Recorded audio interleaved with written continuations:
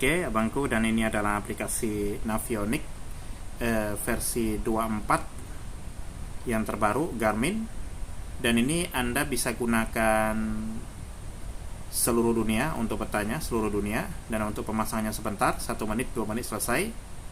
Dan tentunya petanya permanen. Ini ada versi bahasa Indonesianya. Nah, ini ada bahasa Indonesia.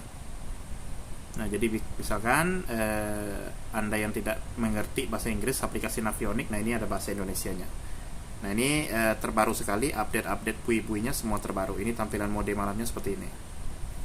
Nah, jika Anda punya alat AIS, bisa disambungkan ke alat AIS. Dan ini juga bisa kita gunakan seluruh dunia, bukan hanya Indonesia. Nanti tinggal di zoom saja. Nah, ini Anda zoom saja seperti ini, maka otomatis petanya masuk seperti ini. Nah, kita zoom saja, otomatis dia masuk. Ya, inilah kerennya aplikasi ini. Kalau misalkan Anda nelayan, kapten kapal, berlayar sampai ke luar negeri, nah ini Anda bisa menggunakan aplikasi ini seluruh dunia gitu.